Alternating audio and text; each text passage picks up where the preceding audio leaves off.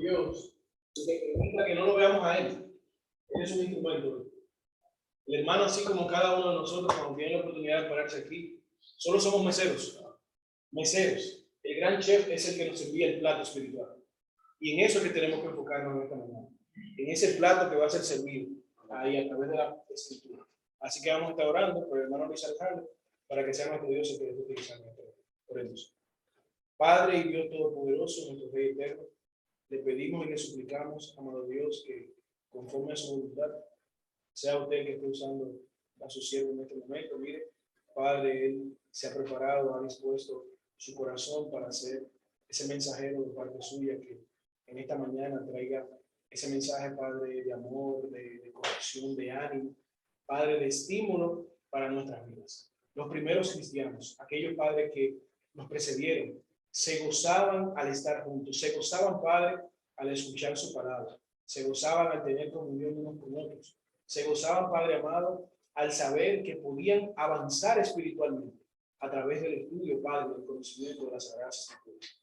Ponga en nosotros, Señor, conforme a su voluntad, ese mismo sentido, que podamos con oídos atentos, con corazones dispuestos, con mentes despejadas, poder recibir, Padre, las palabras de esta mañana, en labios de nuestro hermano Luis Alejandro, y que puedan ser, Padre, de fortaleza, que podamos salir mejor equipados este día, Padre, de adoración, para servirle, sobre todo, Padre, para alabarle en espíritu y en verdad. Todo esto se lo pedimos y se lo suplicamos en el nombre poderoso de su amado, nuestro Señor y Salvador, Cristo Jesús. Amén. Amén. Amén. Buenos días. ¿Cómo estamos? ¿Hemos podido dormir bien? Pregunto porque con este calor es difícil, ¿no? Conciliar el sueño es difícil. Y para el día de hoy necesito que estén bien despiertos porque vamos a hacer un camino largo. Los voy a invitar a caminar. El camino que vamos a hacer es como, hay un dicho muy gracioso en Venezuela. Vamos, no en avión, no en tren, no vamos en coche. Vamos en el carrito de Fernando. Un rato a pie y el otro caminando, ¿no? Así que desde ahí mismo, desde la silla, vamos nosotros a caminar. Quiero agradecer también a los varones que organizan todo el culto de adoración del día de hoy, por haber, como dice el hermano Luis, haber canalizado todo hacia la enseñanza de hoy. Es impresionante, parece sincronizado, pero no es porque seamos muy buenos o porque seamos especiales, sino es porque es la palabra. Desde el Génesis hasta el Apocalipsis es una sola, escrita por muchos hombres, pero inspirada por Dios. Para dar un poco de contexto y comenzar ya directamente, el hermano que hacía la lectura nos leía los primeros pasajes de los caminantes de Emaús. En ese momento de la historia de la humanidad, era un momento convulso, de mucho cambio, sobre todo en la región de Judea, de Jerusalén. Por eso, por esas fechas, digamos, años 30 después de Cristo, pues la ciudad de Jerusalén estaba convulsionada por un juicio que se había celebrado. Las autoridades locales no se ponían de acuerdo con las autoridades imperiales sobre quién tenía que juzgar a Jesucristo, porque la verdad nadie lo quería hacer. Esa era la verdad. Nadie lo quería hacer, nadie quería meterse en esa camisa de 11 varas, decimos en Venezuela. Era tanto el temor que los fariseos, según nos dice el Evangelio según Mateo capítulo 27, versículo 66, ellos mismos se encargaron de asegurar el sepulcro, poner la piedra y llevar una guardia romana. Porque ellos sabían lo que iba a pasar y ellos no querían pues que eso se supiera. Entiendo también que los discípulos estaban un poco desconsolados y allí ya comenzamos a entrar en el mensaje de esta mañana. A veces las cosas de este mundo, a veces no, muchas veces las cosas de este mundo, y decía el hermano Jorge durante la cena, no se entienden, no entendemos, ¿Por qué algo tan sencillo? Algo que está allí, pero lamentablemente a veces lo sencillo, por ser sencillo, pasa por debajo de la mesa. Es un peligro. Entonces los mismos discípulos que habían seguido a Jesucristo por 3 años, y ojo, estos discípulos no eran neófitos, o no era gente que había aparecido de la nada, ni eran griegos, gentiles, eran judíos, quiere decir que iban a la sinagoga y leían lo que para ese tiempo era la palabra que era el Antiguo Testamento. Dijo Jesucristo, o por lo menos los discípulos habían visto al maestro hacer milagros, expulsar demonios, sanar leprosos, curar ciegos, paralíticos habían caminado. Jesucristo había dicho en el Evangelio de Juan, capítulo 2, versículo 19, le había dicho a los maestros de la ley que si ellos derribaban el templo, él lo levantaría en 3 días. Pero ojo, no estaba hablando del templo que había sido construido por Herodes, que luego esas palabras fueron tergiversadas y usadas contra el maestro. Entonces, hermanos, este era el contexto en el que estamos, un mundo convulso, como el de ahora, no mucha diferencia, pero convulso, con los apuros de la época, con lo que correspondía a la época. Vamos a comenzar nuestro camino, por favor. Vamos a empezar a acompañar a esos caminantes de Emaús. Vamos nosotros también camino de Emaús. Sujetémonos las sandalias y abramos, por favor, la palabra en el Evangelio según San Lucas, capítulo 24, versículo 25. Vamos a continuar leyendo donde nos dejó el hermano que hizo la lectura esta mañana. Evangelio de Lucas, capítulo 24, versículo 25. Habla el Señor Jesucristo. Entonces les dijo: oh insensatos y tardos de corazón para creer en todo lo que los profetas han dicho. No era necesario que el Cristo padeciera estas cosas y que entrara en su gloria. Y comenzando desde Moisés y siguiendo por todos los profetas, se puso a explicarles en todas las escrituras lo referente a él. La idea esta mañana que quiero transmitir, o el versículo, el capítulo base que he escogido, es porque quiero que veamos, aunque yo entiendo que muchos ya aquí conocemos, muchos aquí ya sabemos, pero no está mal repasar, no está mal revisar nuevamente. Recuerdo en mi época de estudiantes, el consejo de los profesores era: termina el examen y deja los últimos 20 minutos para revisar. Entonces, vamos a ver cómo ya en el Antiguo Testamento se podía ver la presencia de Jesucristo. Cómo, inclusive, sin que se hubiese terminado de escribir el Nuevo Testamento como lo conocemos ahora, ya era posible ver el resplandor del Señor. Y me llama la atención, y volvemos, y vuelvo al versículo 27, y dice la palabra, dice: comenzando desde Moisés, es decir, comenzando desde el Génesis, y siguiendo por todos los profetas, se puso a explicarle en todas las escrituras lo referente a él. Yo me pregunto, ¿qué versículos habrá citado el Señor? ¿Qué pasajes habrá citado el Señor? Dice allí todos. O sea, ese camino fue largo. Ese camino se alimentó de la palabra de Dios. De hecho, este pasaje, esta enseñanza, me recuerda mucho también al libro de Hechos. Podemos ir para allá, dejamos el dedo aquí, que va a ser nuestro capítulo guía. Vamos al libro de Hechos, capítulo 8, versículo 30. Este es el relato de Felipe y el etíope. Hechos 8:30. Cuando Felipe se acercó corriendo, leyó que leía al profeta Isaías y dijo, ¿pero entiendes lo que lees? Él dijo, el etíope dijo, ¿y cómo podré si alguno no me guía? Y rogó a Felipe que subiese y se sentase con él. El pasaje de la escritura que leía era este: como oveja fue llevado al matadero, y como cordero sin voz delante del que lo trasquila, así no abrió su boca. En su humillación no se le hizo justicia, mas su generación, ¿quién la escribirá? Porque su vida es quitada de la tierra.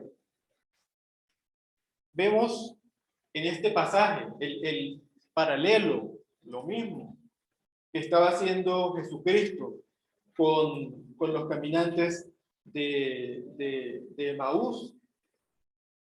Y hemos leído que el Señor les hizo un recorrido por todas las escrituras, desde el Génesis hasta el último libro del Antiguo Testamento, que en ese momento era de lo que ellos disponían, para explicarle todo lo que la escritura decía de él. Es decir, el Señor se da cuenta que los discípulos no habían entendido del todo de qué se trataba la voluntad, o cómo era la voluntad de Dios. Por razones de tiempo, yo he hecho un resumen para que veamos algunos de los pasajes donde desde el Antiguo Testamento ya podemos ver lo que algunos llaman las sombras del Evangelio, o las sombras de Jesucristo. Otros le dicen el protoevangelio. Y sé que hay más de 300 profecías mesiánicas sobre Jesucristo, pero no, por amor, por consideración al tiempo y al calor que hace, pues no vamos a ir por todas, vamos a buscar algunas de las que he apartado. Comenzando por el libro de Génesis, capítulo 3, versículo 15. El que quiera ir puede buscarlas, las he puesto allí para ir más rápido. Estaba hablando Dios a la serpiente. Dice versículo 15, y pondré enemistad entre ti y la mujer, y entre tu simiente y la simiente suya. Esta te herirá en la cabeza, y tú le herirás en el talón. La versión más antigua nos dice que en el calcañar. Los expertos en Biblia, la gente que ha dedicado su vida a analizar la Biblia como libro, dicen que esta fue la primera vez que se predicó el Evangelio. Y si vemos, Dios le estaba diciendo a la serpiente básicamente eso, que de una mujer, de su simiente, de un hombre de carne y hueso, iba a venir la salvación también. Continuamos a otro pasaje. Génesis capítulo 12, versículo 3. Está hablando Dios a Abraham. No había cambiado todavía el nombre. Dice el versículo 3. Bendeciré a lo que te bendiga, y a los que te maldigan maldeciré, y serán benditas en ti todas las familias de la tierra. Génesis capítulo 22, versículo 18. Ya había cambiado el nombre a Abraham. Habla Dios a Abraham: en tu simiente serán benditas todas las naciones de la tierra, por cuanto obedeciste a mi voz. Muy interesante lo que leía el hermano Alejandro esta mañana, que ni siquiera Dios le ocultaba nada. La relación de Dios y Abraham era única. Dios le hace unas promesas a Abraham, pero esas promesas ciertamente se las hizo a él, pero las bendiciones que se derivan de esas promesas las disfrutamos los hijos de Cristo. Amén. Amén. Continuemos viendo pasajes donde se nos habla cómo iba a ser esa venida del Mesías. Génesis capítulo 49, versículo 10. Jacob está hablando de sus hijos y dice: no será quitado del centro de Judá, ni el legislador de entre sus pies, hasta que venga Silo, y a él se congregarán los pueblos. De este pasaje quisiera que nos quedáramos con esta palabra, con Silo. Esa palabra quiere decir tranquilidad, paz, y se interpreta como el que nos va a traer la paz. A Jesucristo era el que nos iba a traer la paz, no como la conoce el mundo, ciertamente. Números capítulo 24, versículo 17. Habla Balaam. Dios está usando al falso profeta Balaam para bendecir al pueblo de Israel. Versículo 17. Lo veré, mas no ahora. Lo miraré, mas no de cerca. Saldrá estrella de Jacob y se levantará cetro de Israel y herirá las sienes de Moab y destruirá a todos los hijos de Seir. En este pasaje sí quisiera que nos quedáramos un poco más y vamos a hacer un ejercicio de revisar un poco más lo que está ocurriendo aquí.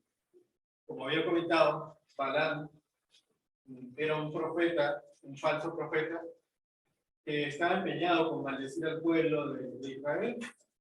En una oportunidad iba camino a maldecir al pueblo de Israel y Dios usa su burro para detenerlo y que no lo haga. En esta oportunidad, nuevamente, había sido llamado por el rey Balac para maldecir al pueblo de Israel y a la final termina dando bendiciones al pueblo de Israel. Recuerdo cuando vi un mensaje hace poco sobre Sansón, sobre la adivinanza que puso. Y sí que me encanta, me llama la atención cómo en la Biblia hay multitud de parábolas, de figuras literarias que nos invitan a meditar, que nos invitan a buscar el significado por debajo de las palabras. Y si leemos entre líneas, si leemos un poco más detenido, dice el versículo 17, lo veré, mas no ahora. Es algo que veremos, pero no ahora. Algo que está futuro. Lo miraré, mas no de cerca. Algo que no está cerca implica una distancia. Si nos detenemos a analizar, la distancia implica tiempo también. Alicante, por ejemplo, está a 200 kilómetros, 400 de Madrid.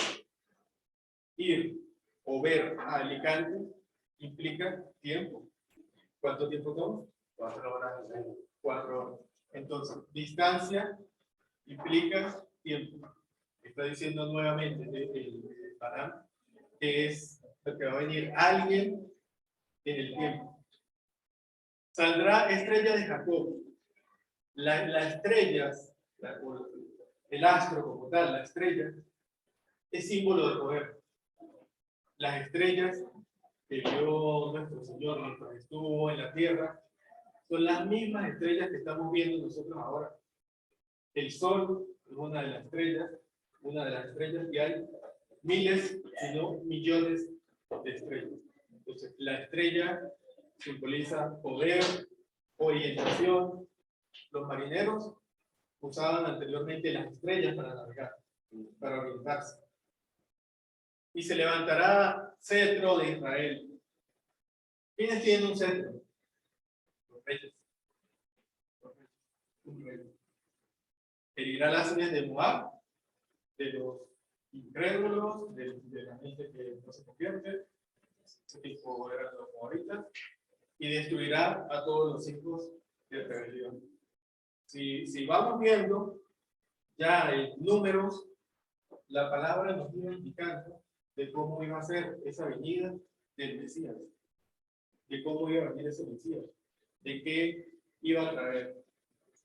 Es difícil, si era una persona, si era un judío que iba a la sinagoga, no haber entendido esto desde antes. Continuamos. Salmos 22:1. Dice la palabra: Dios mío, ¿por qué me has desamparado? ¿Por qué estás tan lejos de mi salvación y de la palabra de mi clamor.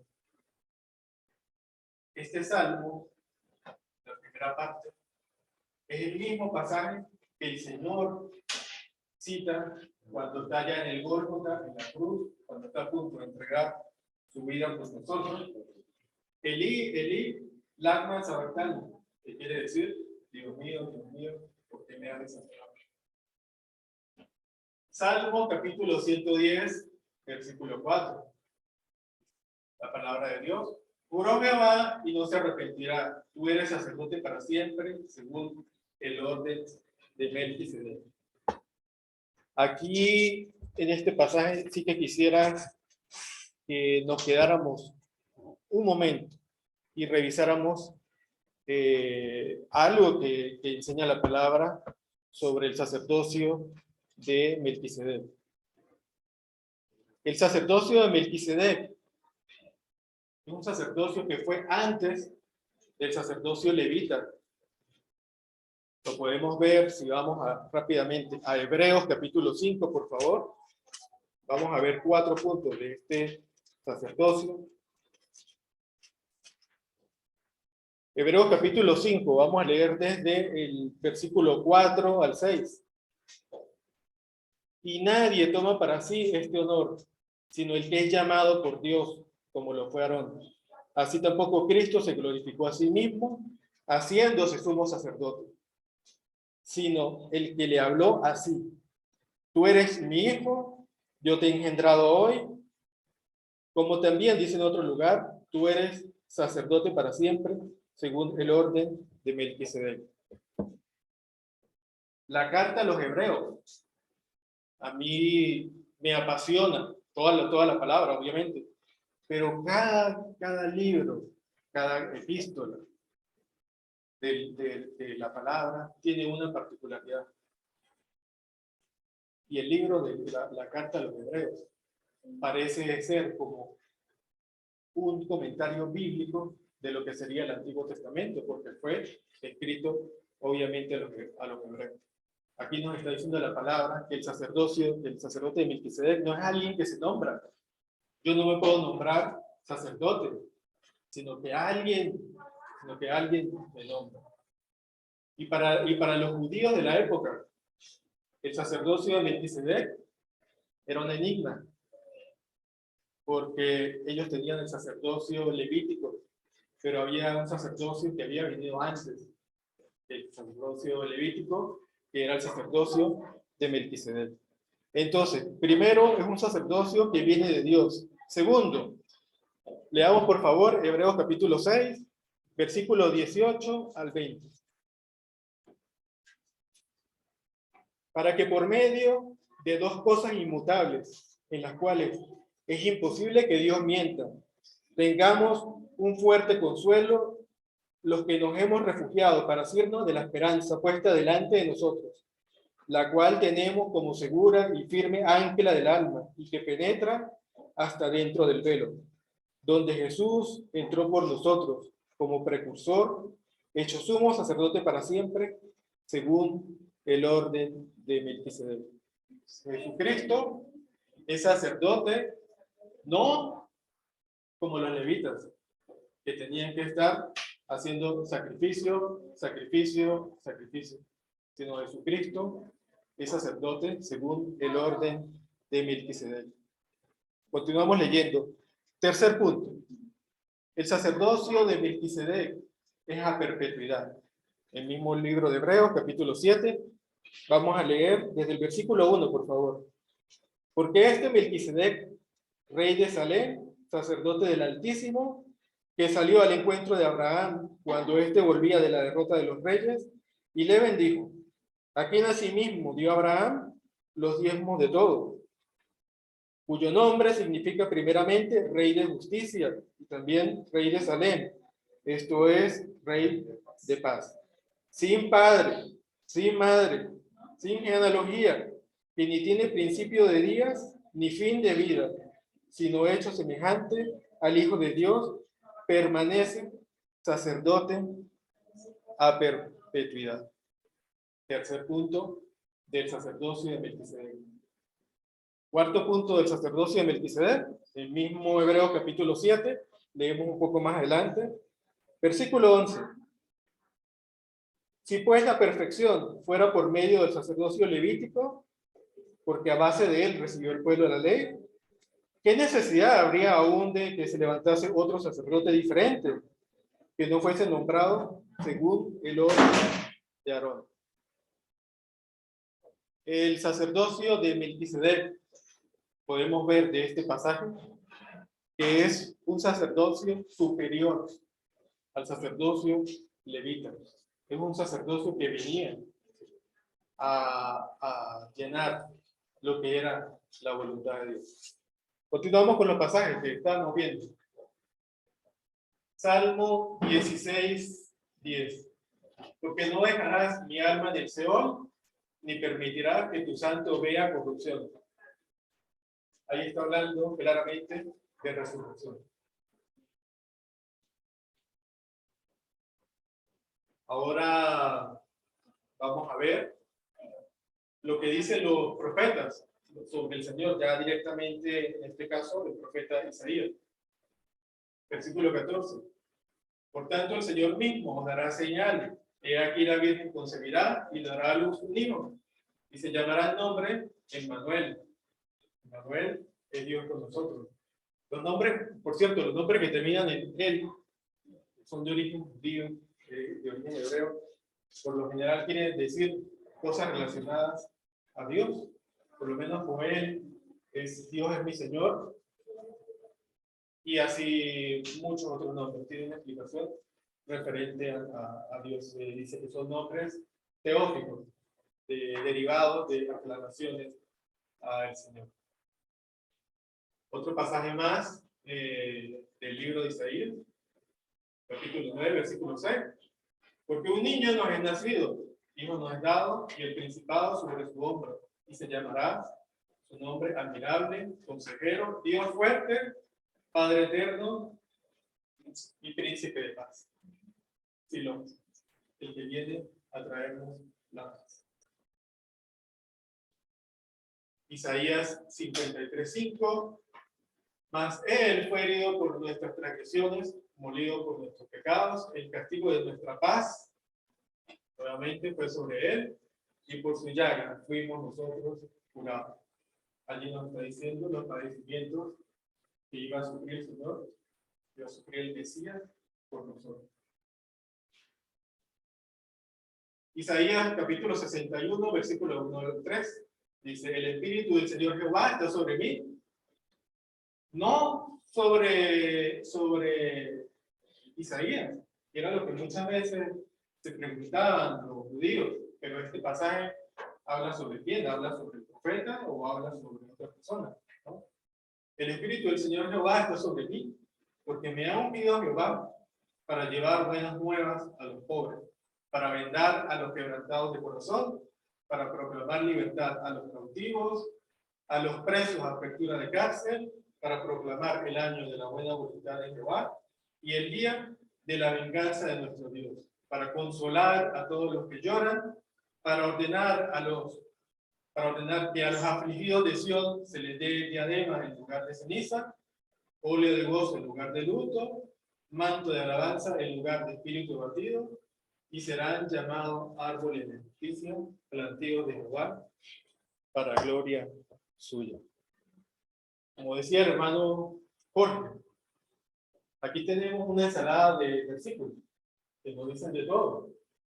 Ahora es necesario que lleguemos a una conclusión para poder llevarnos una enseñanza que al salir de esta puerta podamos recordar. ¿A qué conclusión podríamos pensar? Podríamos pensar, por ejemplo, lo que dijo Nicodemo en el Evangelio de Juan, capítulo 3, versículo 2. Rabí, sabemos que vienes como maestro de Dios, porque nadie puede hacer las cosas que tú haces si no está Dios con él. O también lo que dijeron los soldados romanos que estaban a la pie de la cruz, allá en el Gólgota, custodiando a Jesús. cuando se produjo ese terremoto, Mateo capítulo 26, versículo 54, y dijeron los mismos soldados romanos, ciertamente este era el Hijo de Dios. Mucho antes que se terminara de escribir el último libro del Nuevo Testamento, ya era posible ver a Jesús.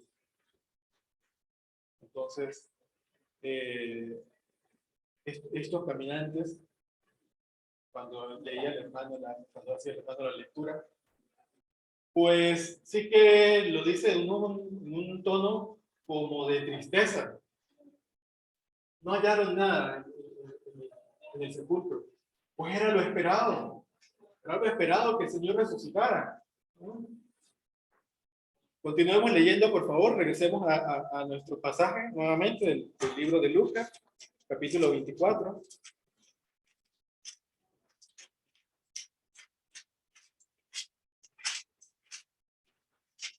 Lucas capítulo 24, versículo 28 al 32.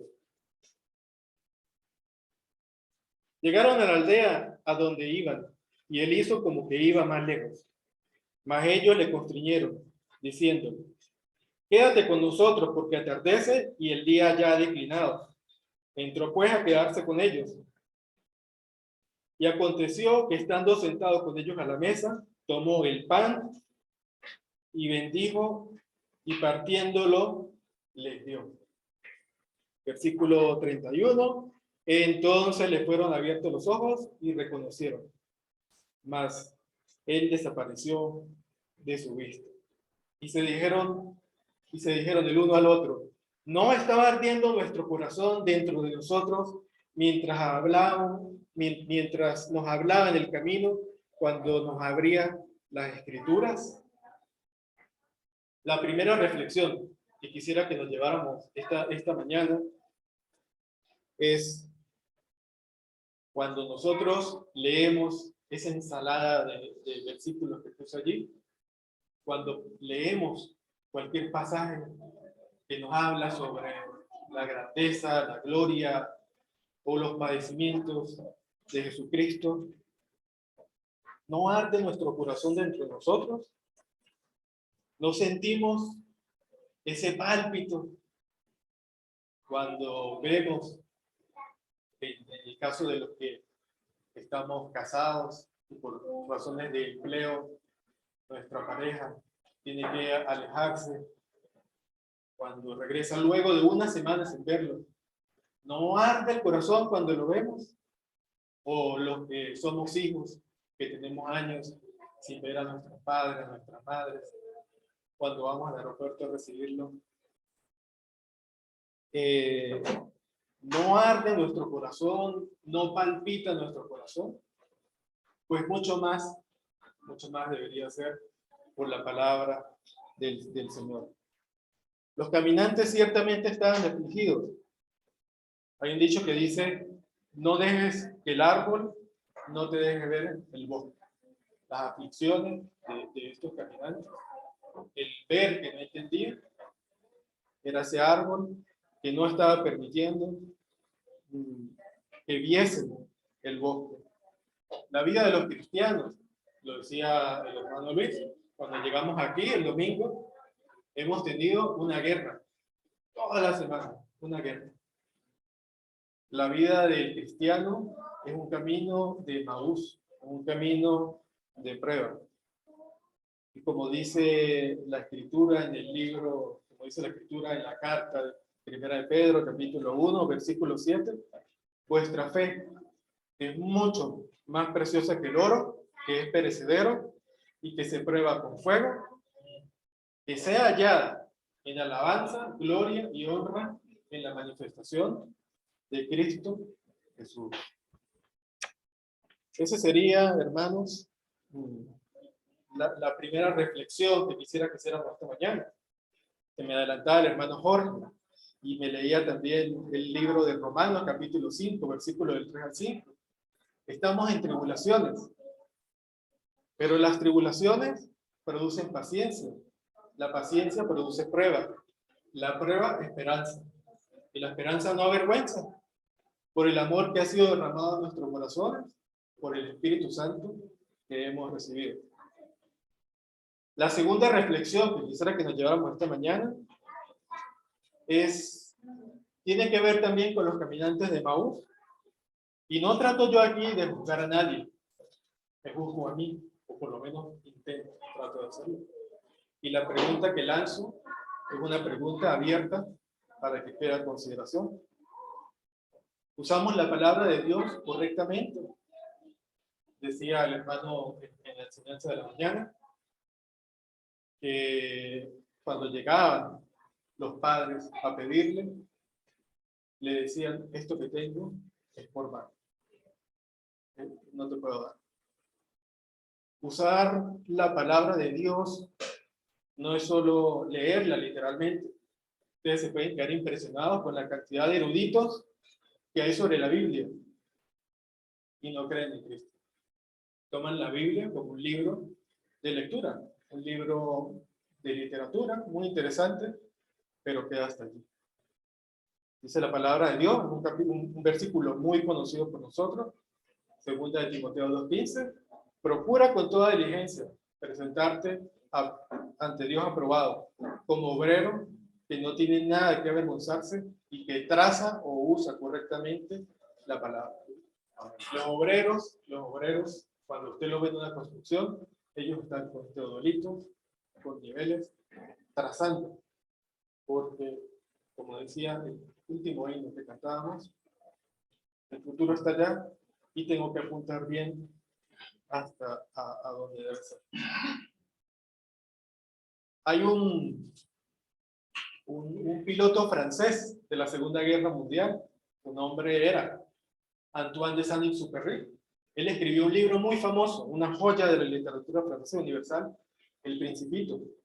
Son libros que parecen a primera vista muy sencillos, como el libro de Pinocho también, pero en realidad cuando es leído por dentro, encontramos que trata sobre cosas más profundas de la vida, como por ejemplo el existencialismo.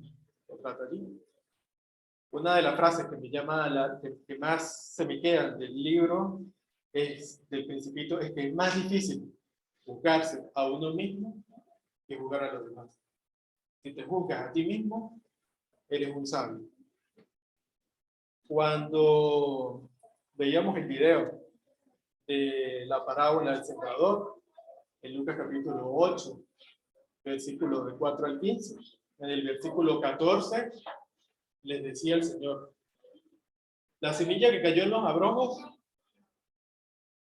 es como la gente que camina en la vida, un camino de nuevo, pero las preocupaciones, las riquezas y el gozo de la vida lo apartan. No solamente las preocupaciones.